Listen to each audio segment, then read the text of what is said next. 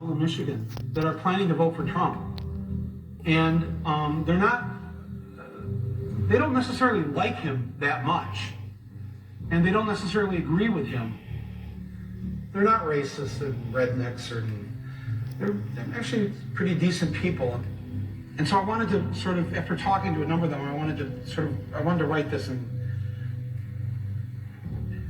Donald Trump came to the Detroit Economic Club and stood there in front of the Ford Motor executives and said, if you close these factories as you're planning to do in Detroit and build them in Mexico, I'm going to put a 35% tariff on those cars when you send them back, and nobody's going to buy them. It was an amazing thing to see.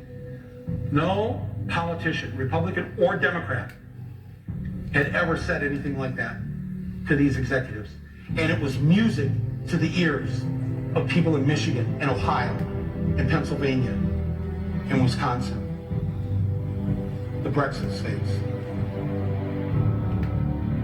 You live here in Ohio, you know what I'm talking about.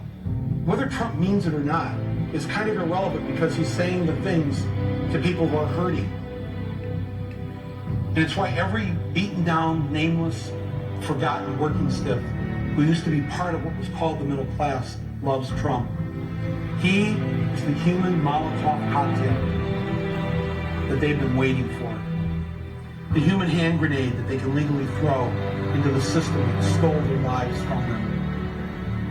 And on November 8th, Election Day, although they lost their jobs, although they've been foreclosed on by the bank, next came the divorce, and now the wife and kids are gone, the car's been repoed, they haven't had a real vacation in years, they're stuck with the shitty Obamacare bronze plan where you can't even get a fucking Percocet. They've essentially lost everything they had, except one thing. The one thing that doesn't cost them a cent and is guaranteed to them by the American Constitution, the right to vote. They might be penniless, they might be homeless, they might be fucked over and fucked up. It doesn't matter because it's equalized on that day. A millionaire has the same number of votes as the person without a job. One. And there's more of the former middle class than there are in the millionaire class.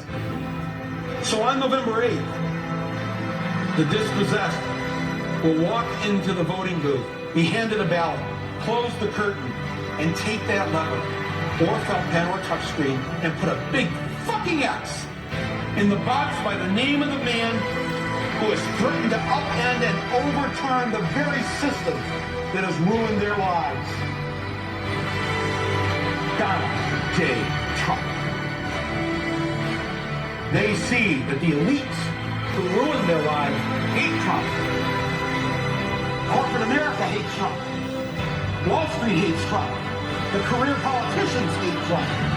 The media hates Trump after they loved him and created him and now hate him. Thank you, media. The enemy of my enemy is who I'm voting for on November 8th.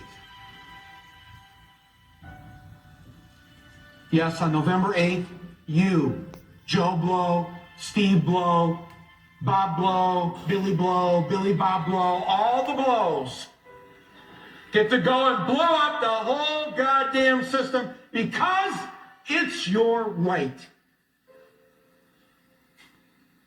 Trump's election is going to be the biggest fuck you ever recorded in human history.